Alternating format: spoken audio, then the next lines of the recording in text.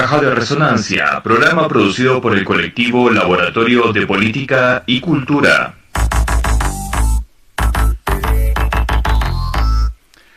Muy buenos días, muy buenas tardes, muy buenas noches, dependiendo del lugar en el que se encuentre.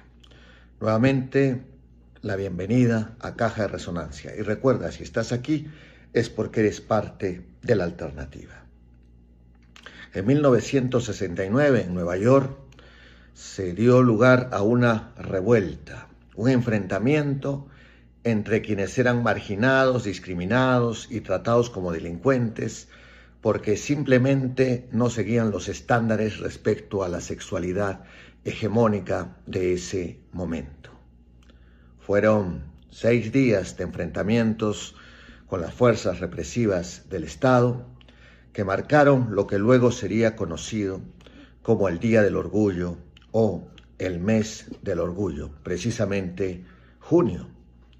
En un mundo que camina no hacia la ampliación de los derechos humanos, no hacia la defensa de los mismos, sino en camino precisamente opuesto, en el que se desconoce los derechos de cada vez más personas, donde los genocidios son transmitidos por televisión, donde los asesinatos extrajudiciales son celebrados por quienes los cometen ante la inoperancia de la comunidad política internacional, creemos que es importante volver a hablar de estos temas. Y en medio, por supuesto, la llamada colonialidad de los movimientos sociales, es decir, todos estos cambios que se procuraron en un determinado momento para una sociedad más democrática, ¿siguen teniendo esa perspectiva? ¿O por el contrario, se han convertido en la resistencia que el poder necesita para perpetuarse? ¿Se han domesticado ciertas protestas o continúan vigentes? ¿Es la categoría de dominación la que mueve a los grupos que protestan? ¿O más bien es una unión en torno a la categoría de identidad? Y la categoría de identidad fortalece, posibilita la construcción del sujeto político, o por el contrario, lo boicotea y hace que sea más difícil combatir la dominación. Por eso, en este programa de Caja de Resonancia vamos a reflexionar sobre los temas que estamos comentando. Adelante.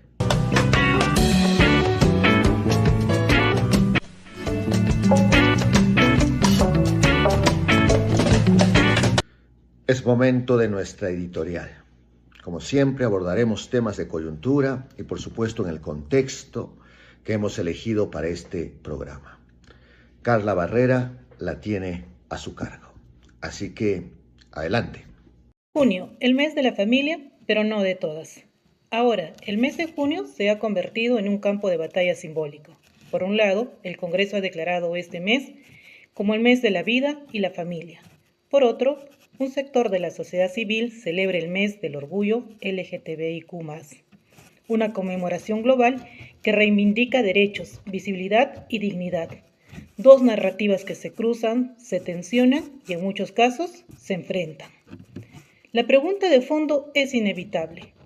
¿Puede el Estado imponer una visión única de familia en un país diverso, plural y constitucionalmente laico? La ley parece querer fijar un marco moral, mientras que el orgullo LGTBIQ+, recuerda que la democracia se construye desde la inclusión y el reconocimiento de las diferencias. No es casualidad que ambas efemérides coincidan en el mismo mes. Es el reflejo de una disputa cultural que atraviesa nuestra sociedad. El discurso oficial habla de defender la vida y la familia tradicional, pero detrás de esa frase solemne se encuentra una política de exclusión. ¿Qué pasa con las familias diversas, con las parejas del mismo sexo, con quienes no encajan en el molde conservador? Declarar un mes entero bajo esa etiqueta no es inocente, es un gesto político que busca marcar territorio ideológico. Y paradójicamente, Lo hace justo cuando miles de ciudadanos salen a las calles para celebrar el mes del orgullo, recordando que la vida también se defiende reconociendo la libertad de amar y existir sin miedo. Más bien convendría no olvidar que una democracia se fortalece cuando el Estado garantiza igualdad de trato y no privilegia una visión moral sobre la otra. Cuando una ley se convierte en instrumento para invisibilizar a un sector, estamos frente a un retroceso en pluralismo y derechos. El mes del orgullo no es solo una fiesta, es un recordatorio de que la ciudadanía es diversa y que esa diversidad también merece reconocimiento institucional. En otras palabras, el problema no es que exista un día de la familia, sino que se use como herramienta política para restar legitimidad a otras formas de convivencia. Porque al final, la verdadera tarea del Estado no es repartir certificados de familia aprobada, sino proteger la diversidad y asegurar que todas las voces tengan espacio en la vida pública. Mes del Orgullo, ¿por qué molesta la diversidad? Es el título que se le ha dado a este programa.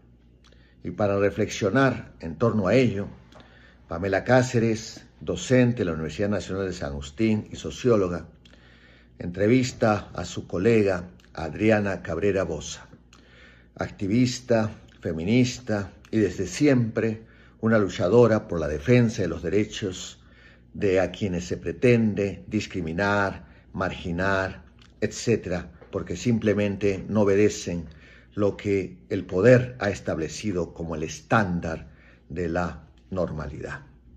Adelante, Pamela, te escuchamos.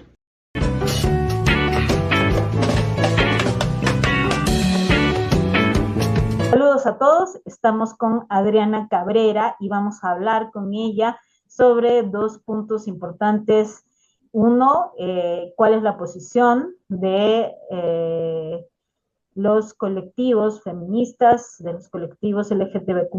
Adriana es activista feminista y es importante su participación porque necesitamos saber qué se va a hacer frente a esta ley para festejar en este mes, justo mes del orgullo, el día, entre comillas, de la familia y la defensa de la vida. Y después también vamos a estar hablando sobre cuál va a ser la posición de los colectivos LGTBQ+, y del feminismo frente al resultado de las elecciones. ¿Cómo estás, Adriana? Muchísimas gracias por participar en esta entrevista. Hola Pamela, gracias por la invitación a la entrevista. Te pregunto, ¿cómo han tomado los colectivos feministas esta ley de la pastora evangélica Milagros Jáuregui para festejar el Día de la Familia justo en el mes del orgullo? Sí, bueno, desde el movimiento feminista, desde el movimiento de mujeres, primero que nada decir que no estamos sorprendidas, no estamos sorprendides, porque además la congresista Milagros Jáuregui ha venido comportándose desde su posición como en el Congreso en contra de derechos, de avances que ya se habían tenido, ¿no? Con las mujeres, con las niñas, con la población LGTBIQ+. Eso, primero que nada no nos sorprende, pero nos sigue indignando, ¿no? De la misma manera que nos ha indignado todo su actuar como representante en el Congreso, pero también como miembro, como pastora evangélica. Todos recordamos todo este escándalo de las niñas que fueron llevadas a un evento religioso como trofeos, ¿no? Niñas que fueron víctimas de violencia sexual y que resultaron embarazadas y que esta pastora en su fundación, en su organización, las recogía, ¿no? Donde se garantizaba que estos embarazos producto de la violación y no deseados llegaran a término, y estas niñas son llevadas a este evento religioso como un trofeo, ¿no? de esta como digamos, de esta postura política que Milagros Jáuregui es una de las líderes, ¿no? Entonces no nos sorprende, como decía, pero sí nos llena de indignación porque además esto se pone, la aprobación de esta ley donde junio sería de ahora en adelante como el mes de la familia en el Perú, responde a un contexto político bastante complejo, bastante tenso, donde muchas cosas se están poniendo en juego, no solo en el Perú, sino también si lo vemos en un contexto más amplio. Es un panorama que se está dando en varios países del continente, pero en realidad de todo el mundo, ¿no? Entonces, además, no es casualidad que esta ley se haya aprobado de emergencia, casi de emergencia, como a las prisas, como otras tantas leyes que se vienen aprobando en estas últimas semanas hasta que termine este como mandato del Congreso, ¿no? Antes de que, como todo indica, Keiko Fujimori asuma el poder, ¿no? Entonces, yo creo que con esta ley, pero con otras tantas leyes que se han venido aprobando en las últimas semanas, como todas y todos sabemos, están preparando un contexto más favorecedor para un gobierno, para un muy posible gobierno de Keiko Fujimori que ya desde antes sabemos cómo va a ser, ¿no? Porque recordemos que Keiko Fujimori es y lo que ella representa es la nueva generación de lo que el Fujimorismo ha sido desde los noventas, ¿no? Y de lo que ha venido siendo en el país, incluso después de que su padre, el dictador Fujimori, cayera, se diera la fuga, fuera procesado, fuera encarcelado y en este proceso después de que se recupera la democracia, ¿no? En el 2000. Entonces, recordemos todo lo que el Fujimorismo ha venido haciendo desde las sombras y este tipo de leyes que parecen que tienen solamente como un orden, un poder simbólico, en realidad, como decía, van preparando el contexto para cosas, para otro tipo de leyes que seguramente van a recrudecer la arremetida contra las poblaciones vulnerabilizadas como la población LGTBIQ+, o la población de niñas, niños, adolescencias, infancias, la población de las mujeres, ¿no? Y hago atingencia en el uso de este término de que no somos minorías, de hecho las mujeres somos más de la mitad de la población, no somos ninguna minoría, y aunque en las estadísticas que podemos encontrar en el INEI, solamente entre el 6 y el 8% de la población peruana, de más de 34 millones de peruanas y peruanos, se identifica como no heterosexual.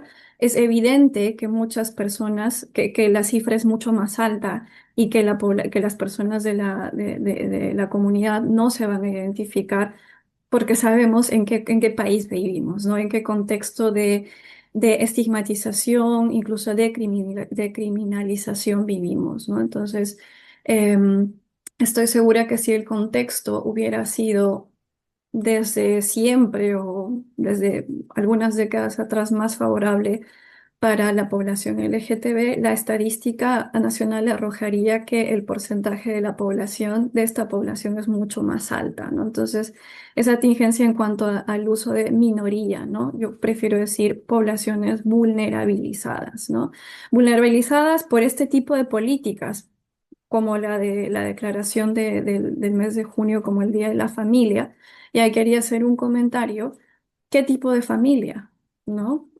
Más del 35% de las familias peruanas están dirigidas, sostenidas por mujeres, ¿no? Entonces, entendiendo el contexto religioso político al que representa Milagros Jáuregui, en su visión de lo que es la familia, el 35% de hogares, más del 35% de hogares en el Perú, como decía, no entrarían en esa representación, ¿no? ¿Y cuántos hogares más existen de personas del mismo sexo, es decir, de parejas lesbianas, de parejas gays, ¿no? Que sostienen familias, que dan cobijo, que dan protección, que dan el sustento a otros miembros, puedan ser niños, niñas o puedan ser adultos mayores, por ejemplo, u otras personas de otros grupos etarios. ¿Acaso esas no son familias? Esas familias no entrarían, no serían celebradas, no serían reconocidas en este contexto de esta ley. Y de hecho en la práctica pasa, o sea, las personas, parejas del mismo sexo, por ejemplo, no son reconocidas, no existe el matrimonio igualitario, no se puede dar la adopción monoparental, ¿no? Ese era el comentario que decía, que quería hacer. Y creo que, como siempre, en el contexto de un muy posible gobierno fujimorista, eh, las mujeres, como siempre, y la comunidad LGTBIQ nos vamos a organizar como lo venimos haciendo desde décadas atrás, ¿no?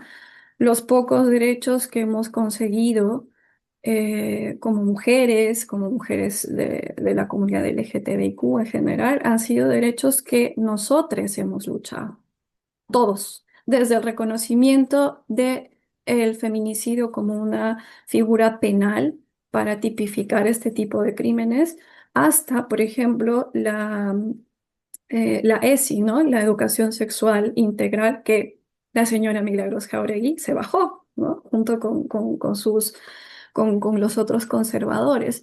Entonces, lo que va a seguir, en realidad, para nosotros y nosotras, em, este contexto político en el Perú simplemente es la continuidad de lo que venimos haciendo hace décadas, ¿no? Trabajo organizado, levantando propuestas colectivas, propuestas incluso, propuestas de políticas públicas, ¿no? Como lo hemos hecho con la propuesta de la ley del aborto terapéutico, del aborto en caso de violación en el 2016. Eso es algo que hemos venido trabajando las mujeres, por ejemplo, en el caso del aborto, de la mano de la comunidad LGTBIQ+, Y tengo, más. me gustaría allí hacerte una pregunta. Em, Generalmente yo pienso, a ver, me dices si me equivoco, mi lectura es la siguiente.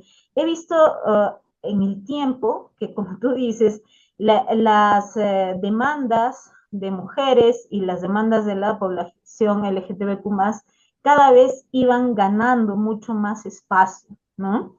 Hasta que supongo que en realidad estamos en un momento de retroceso, o sea, estoy pensando que hace unos 3 o 4 años, como tú dices, estábamos las mujeres muy atentas a la aprobación de la ley del aborto, ya se había celebrado la ley del aborto en Argentina, y de pronto hemos pasado a un retroceso que ha sido muy rápido, ¿no? En Ujú, cuanto a derechos, en cuanto a educación, etc.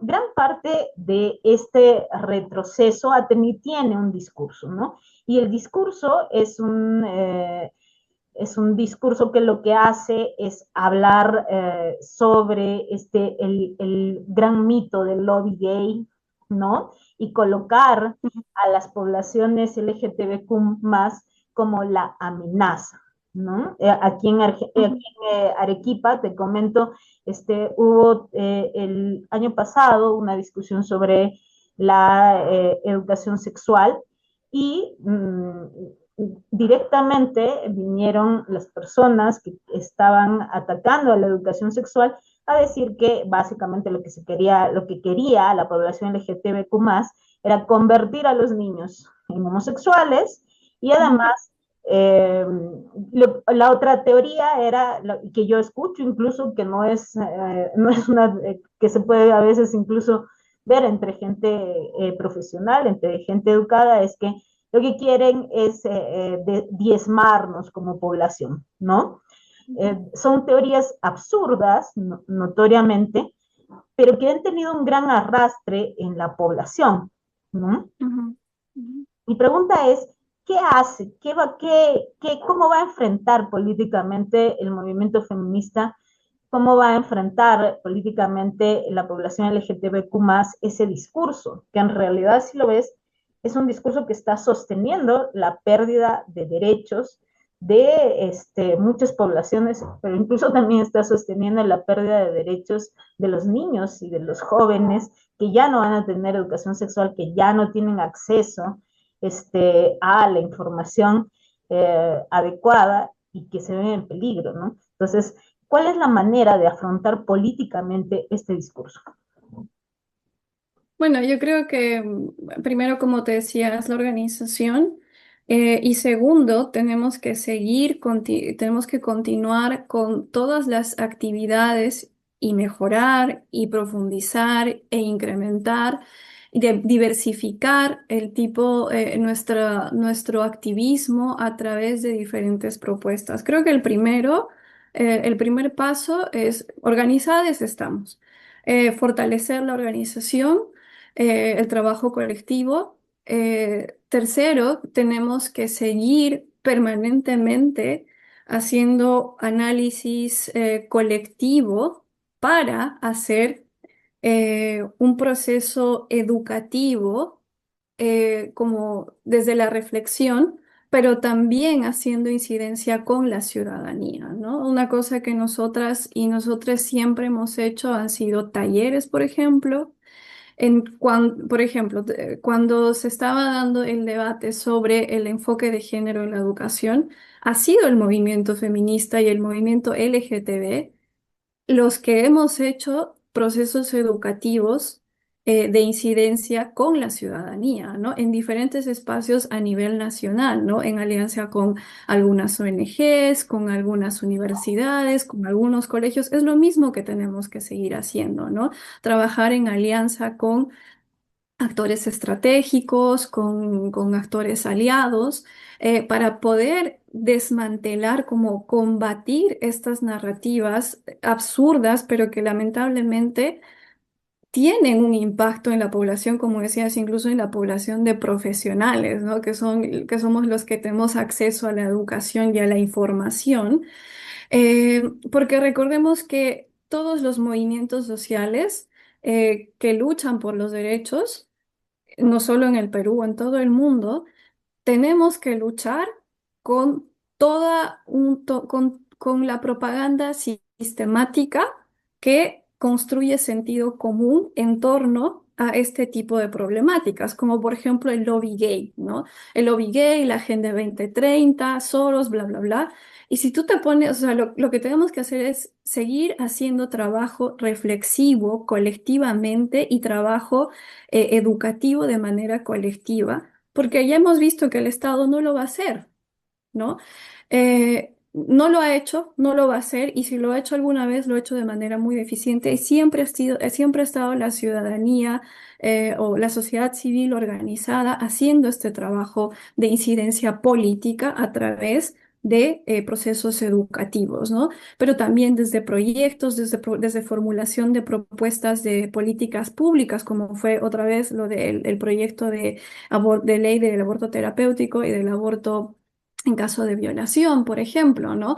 Todas estas cosas que se ganaron fueron impulsadas desde la sociedad civil, principalmente desde el movimiento feminista y de mujeres y LGTB. Es algo que tenemos que seguir haciendo.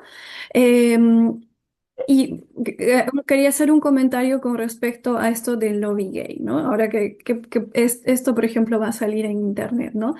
Em, en realidad, lo que tenemos que hacer como sociedad civil también es reflexionar, ¿no? El lobby gay, realmente mi hija de 4 años se va a volver lesbiana porque vea una pareja de gays en la calle besándose o agarrándose de la mano, o es que existe un lobby pederasta.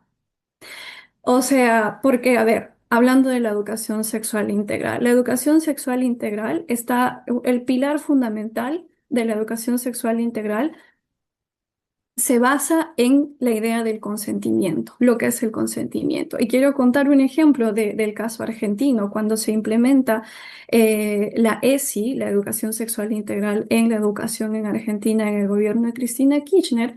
Lo que pasa es que se da un fenómeno de denuncias a raíz de la implementación. Era un fenómeno, se implementa la ESI y de pronto denuncias de abuso sexual por parte de adolescentes, niños, incluso de personas adultas, que gracias a esta política educativa descubren que habían estado siendo víctimas o que habían sido víctimas de algún tipo de abuso sexual por parte de padres, de madres, de hermanos, perdón, de padres, de hermanos, de tíos, de profesores, ¿no? Porque la educación sexual, como decía, uno de los pilares es que se enseña lo que es el consentimiento, entender, disfrutar, ejercer la sexualidad con respeto, pero desde el consentimiento.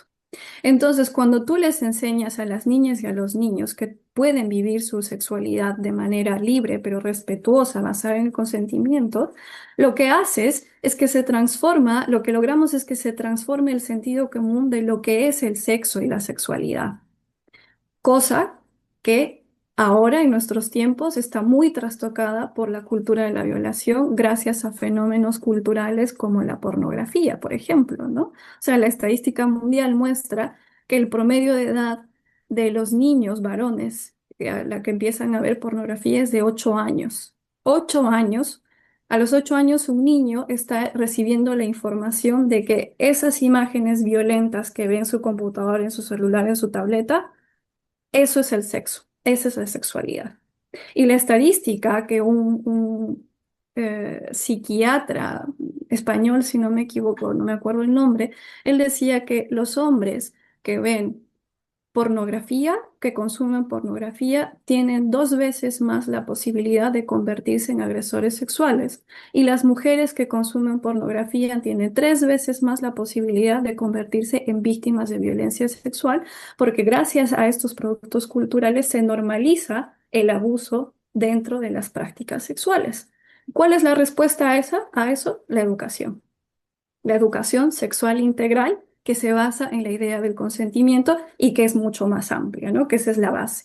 Entonces, si revisamos, tomamos ese dato y revisamos nuestras estadísticas de violencia sexual contra menores de edad, solo hablando de menores de edad, te das cuenta que hay algo que no se está atendiendo desde el Estado, desde la educación y desde la sociedad civil. Lo que estamos haciendo es dejar, como decías, indefensas, indefensos a nuestros niños y niñas, Adriana, para que puedan identificar, para terminar, identificar, por ejemplo, que estos profesores violadores de este centro poblado en la selva peruana, lo que están cometiendo contra ellas es abuso sexual, ¿no?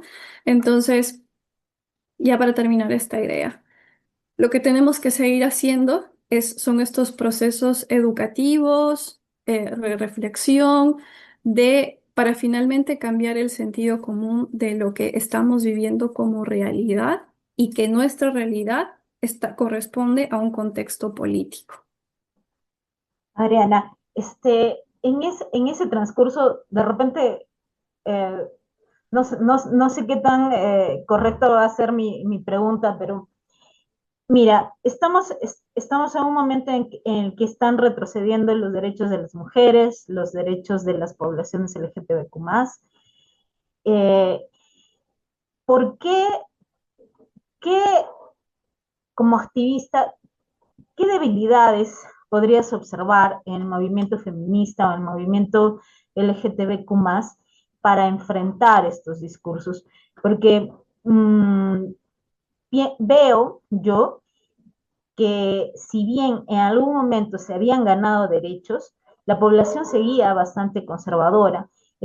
Algo que no se ha movido es el miedo a que el hijo o la hija sean homosexuales, ¿no? Entonces, uno puede ser de derecha o puede ser de izquierda, pero si alguien te amenaza con la posibilidad de que tus hijos o tus hijas salgan homosexuales, uno se horroriza y entonces inmediatamente puede votarle a Keiko o puede votarle a López Aliaga, a pesar de entender que estas son las opciones política o económicamente amenazantes, ¿no? Yo he visto, soy madre de un niño, y he visto la cara de mis colegas padres y madres cuando aparece esta amenaza, ¿no? Entonces, ¿Qué, qué crees? O sea, tratando de hacer una revisión en el movimiento político de las mujeres y de las poblaciones LGTBQ+, ¿qué falló para dejarse? Bueno, por supuesto, entiendo que lo tenían todo en contra, ¿sí? Ujú, Pero en algún momento estábamos avanzando. ujú. ¿Qué no se hizo? O sea, ¿por qué este otro discurso demonizador fue tan poderoso? Nos logró quitar por un tiempo el centro, ¿no? Sí, mira, yo creo que hay una serie de factores que se cruzan, ¿no? Primero que nada, a ver, si revisamos el movimiento feminista en el Perú es de larga data, ¿no? O sea, las primeras feministas que empiezan a luchar por el derecho al voto y a la educación en el Perú, o sea, son María Jesús Alvarado, por ejemplo, Zoila Cáceres. Y recordemos el contexto del que viene, ¿no? O sea, y la pregunta que yo me hago cuando reviso la historia de nuestro movimiento, nuestra historia actual y el contexto, si tú comparas los contextos, no son tan diferentes. Lamentablemente no son tan diferentes. El contexto político, el contexto cultural, sociocultural, no ha cambiado tanto, ¿no? Eso por un lado. Y que obviamente, y esto sí lo quiero decir de nuevo, lo que está pasando en el Perú se corresponde con un fenómeno global, ¿no? Si vemos la geopolítica, lo que está pasando aquí es igual a lo que está pasando, por ejemplo, en Argentina, pero también es lo que es igual a lo que está pasando en Estados Unidos, en diferentes escalas, con sus matices, pero es lo mismo, ¿no? Entonces, ahorita voy a ir a ese punto, lo voy a conectar en un momento. Yo creo que el movimiento feminista y LGTB nunca ha tenido un escenario favorable, por eso existimos. Eh, Como te decía, los pocos derechos que hemos conseguido los hemos conseguido nosotras en un contexto violento, desfavorecedor, desalentador, sin recursos económicos, con muy pocos recursos de representatividad, por ejemplo, en los poderes del Estado, ¿no? Por ejemplo. Y yo personalmente creo que la vida, y te lo digo como activista, como una activista que, digamos, tengo 20 años de activista, pero conozco a personas más grandes activistas, y es evidente que hacer activismo en un país como el nuestro, en un contexto económico como el nuestro, es desgastador, es desalentador, ¿no? Porque no solo eres activista, también eres madre, tienes que trabajar, tienes que ir a estudiar, tienes una vida que cuidar, ¿no? Tienes que hacer todas estas cosas que todas las personas hacemos, más el activismo, ¿no? Entonces, eso es un factor, por ejemplo. Pero hay otro factor. Yo como una persona que ha sido criada, nacida, crecida, criada y educada en contextos católicos y disidente del catolicismo, yo reconozco que la educación es fundamental para otra vez reforzar, construir los sentidos comunes, ¿no? Entonces, recordemos que la Constitución del Perú dice que el Perú es un estado laico. Sin embargo, el curso de religión es obligatorio en nuestros colegios. Empezando por ahí. ¿No? Lo que tú dices, muchas familias sienten que se mueren, o sea, que lo peor que les puede pasar es que descubran que su hija, su hijo es gay, es lesbiana, es trans. ¿Pero por qué? Porque existe un contexto cultural educativo donde nos han enseñado y hemos interiorizado que la diversidad en el comportamiento humano, en la humanidad, es un problema. Cuando la diversidad en las dinámicas de los seres vivientes es lo más natural, pero no solo es lo más natural, sino que también es lo que posibilita que una especie sea exitosa, ¿no?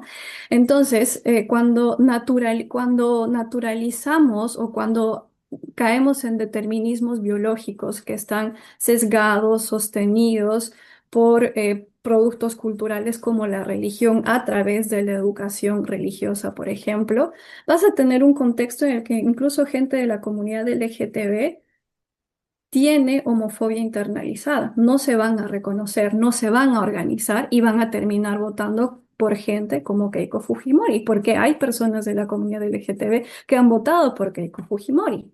¿no? Y quería decirte algo. Este es un dato que a mí, cuando me invitaron a esta entrevista, pensaba en la comunidad LGTB en este contexto del fujimorismo.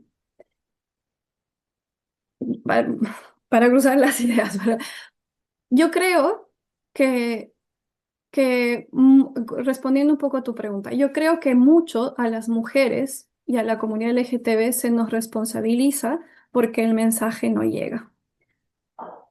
Yo creo que a Oye, las mujeres se nos demanda, a las mujeres se nos demanda que nos portemos bien, que seamos las buenas mujeres, las buenas esposas, las buenas hijas, pero además la buena feminista. No debes gritar tanto, no debes alzar la voz, no debes ser tan contestataria. Entonces, si algo falla, el problema está en las feministas. Otra vez la demanda está en las mujeres. Así seas la buena, así seas la santa. Entonces, y yo creo que podemos hacer muchos mea culpas que son necesarios desde la mirada crítica, desde el pensamiento crítico, pero la responsabilidad no está en el movimiento feminista. Y yo creo que hay muchas cosas para trabajar, para reforzar, como el tema de la unidad, por ejemplo, ¿no?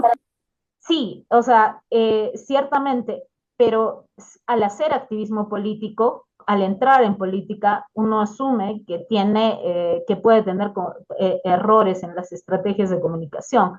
Por Este, supuesto. allí iba, ¿no? Creo que hay diferentes niveles de hacer activismo, ¿no? Existen las activistas que trabajan más a nivel político en conexión con el Estado, por ejemplo, a nivel más institucional, por decirlo así. Hay activistas que trabajan a nivel más artístico, hay artistas que trabajan a nivel comunicacional, y creo que todas esas formas de activismo requieren además sus propias formas, ¿no? No nos pueden, no, o sea, creo que en esa diversidad incluso de hacer activismo, podemos cometer muchos errores, sí, porque no existe una escuela para ser activista. Estamos aprendiendo en el contexto donde tenemos que luchar para sobrevivir, para que no nos maten, para que no nos obliguen a parir a hijos productos de la violación, para que nos permitan, por ejemplo, usar el servicio higiénico en un establecimiento público si somos personas trans, todo eso. Ahora es el momento de escuchar a nuestros columnistas, como siempre, con una perspectiva crítica, innovadora, inteligente y develadora de las cosas que se pretenden ocultar. Adelante.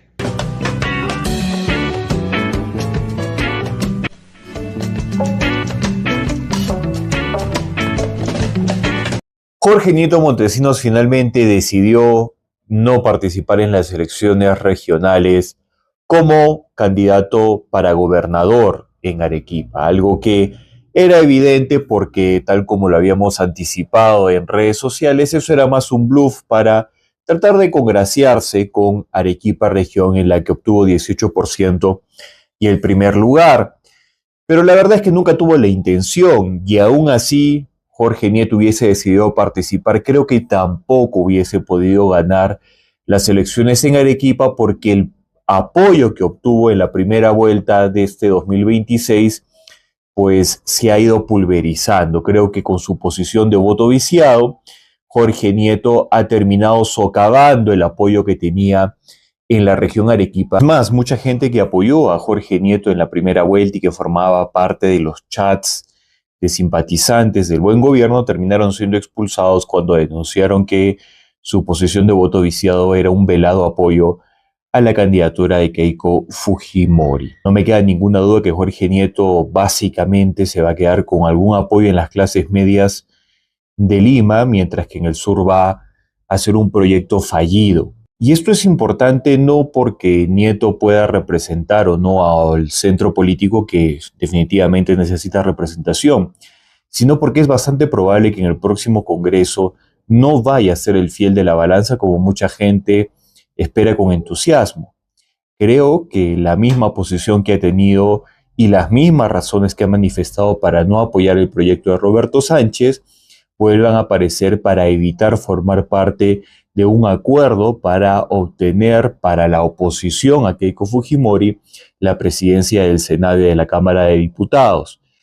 ¿Qué quiero decir? Que Jorge Nieto seguramente volverá a decir que él no va a formar parte de una mesa directiva junto con representantes del Movadef, del antaurismo, de la izquierda, que no le gusta a Jorge Nieto, entre otros. Y esto va a permitir, pues, finalmente que el fujimorismo termine presidiendo por lo menos una de las dos cámaras que van a tomar juramentación antes del 28 de julio. En eso vamos a ver con mucha más contundencia que Jorge Nieto no le va a incomodar mucho que el fujimorismo, además de tener la presidencia, también tenga el control del próximo parlamento. Creo que con el tiempo vamos a ver que Jorge Nieto Montesinos se va a parecer muchísimo más a algunos miembros del Partido Morado como Eduard Málaga, que comenzaron morados y terminaron muy naranjas.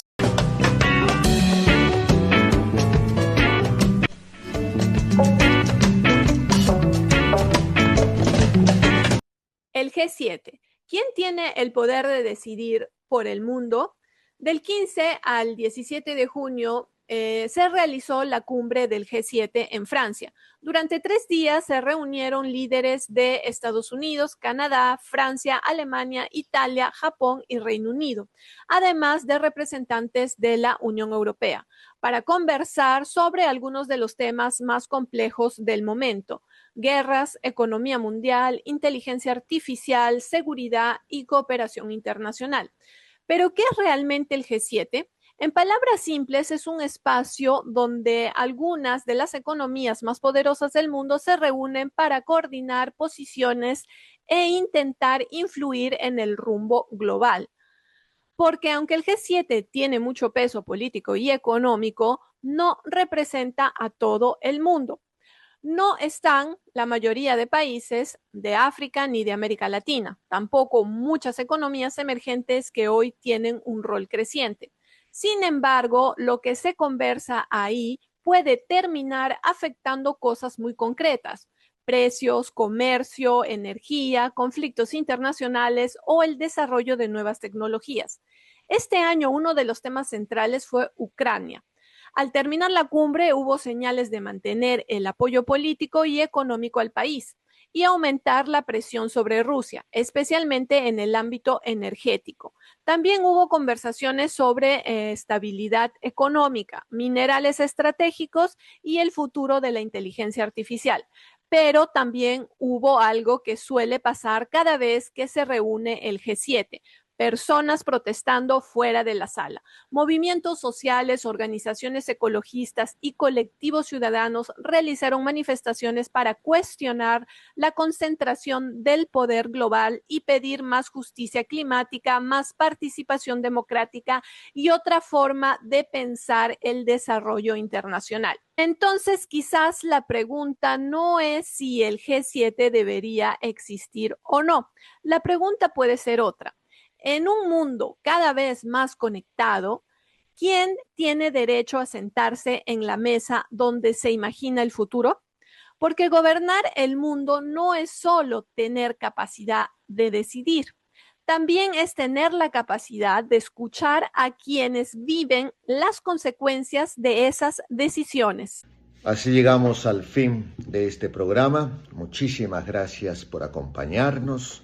Sigan reflexionando acerca de los temas que hemos abordado en nuestras redes sociales. Allí pueden además escribir sus comentarios, sus dudas y por supuesto sus críticas. Es el debate, la polémica, lo que mantiene una sociedad viva. Y eso es algo que promovemos aquí en Caja de Resonancia.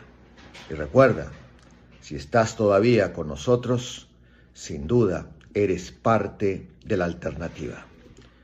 Hasta un próximo programa. Caja de Resonancia, programa producido por el colectivo Laboratorio de Política y Cultura.